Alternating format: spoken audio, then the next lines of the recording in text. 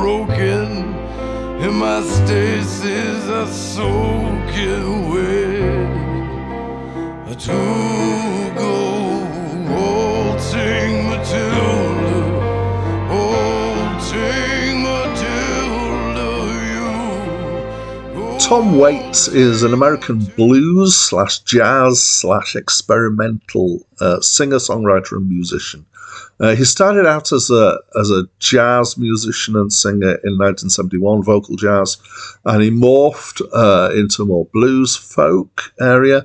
And then as time went on, he got some decidedly experimental elements going on in his music. He's created a kind of hobo slash beat poet persona. He's been incredibly successful worldwide. He's also worked as an actor. Since his first album came out in 1973, he's had 17 more.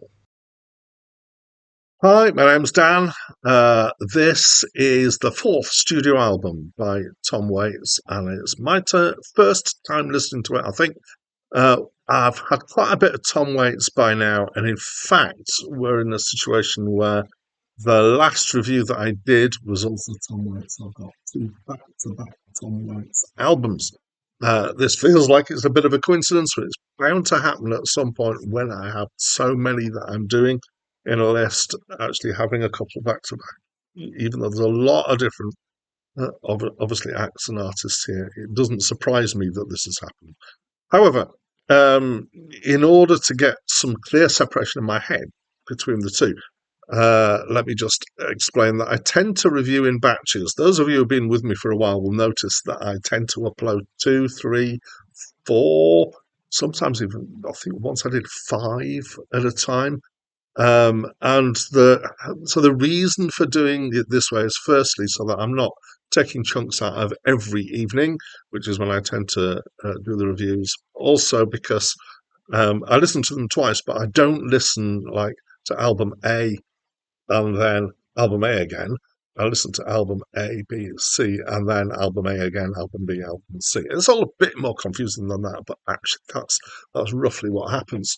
And that's because I don't want to get it so concentrated that I'm listening to the same album twice in a row. I want to have a break in between, so I'm coming back with a little bit of reflection and stuff. Yeah.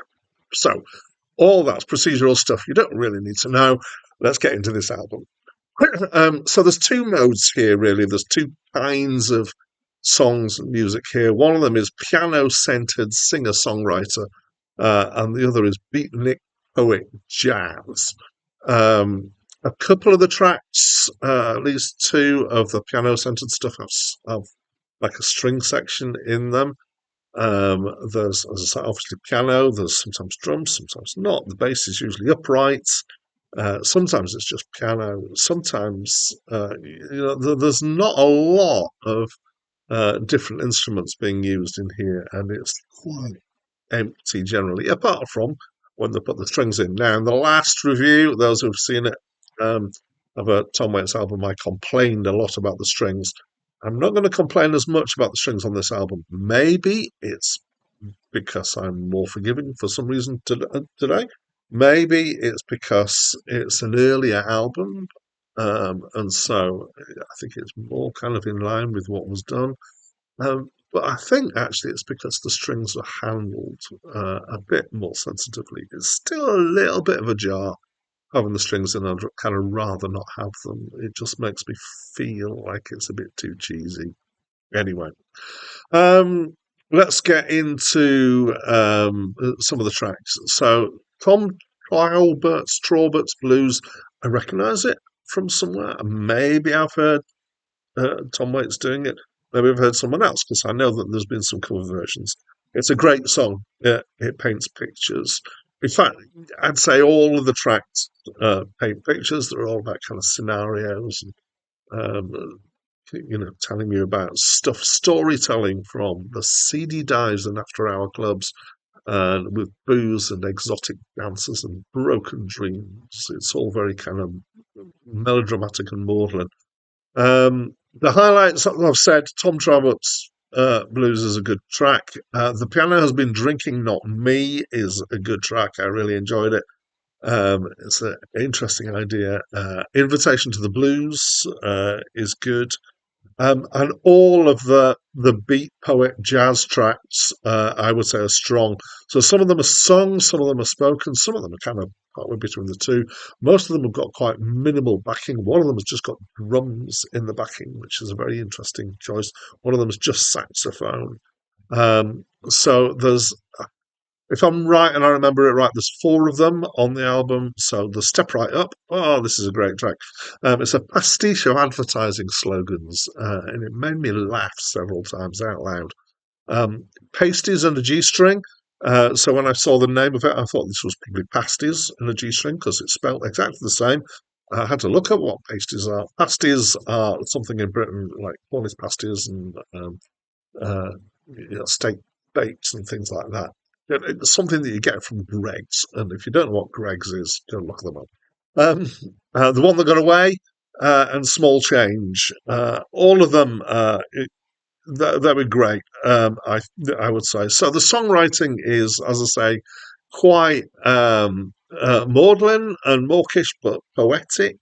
There's quite an emphasis on drinking here, but deliberately, apparently, trying not to glorify drinking.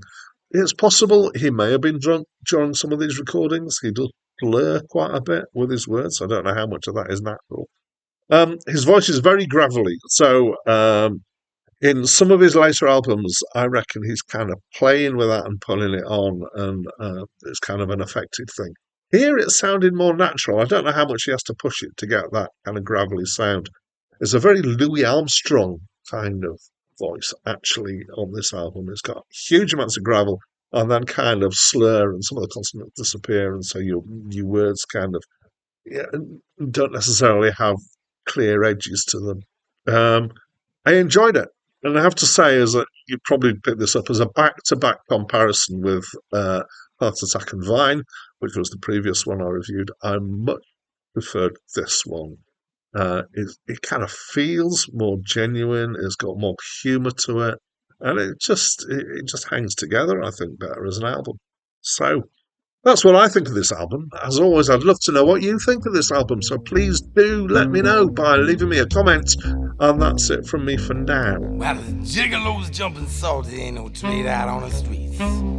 Half past the unlucky and the hawks are front row seat. Dressed in full orchestration, stage door Johnny's got to pay. And send him home and talking about the one that got away. Well, I could have been on easy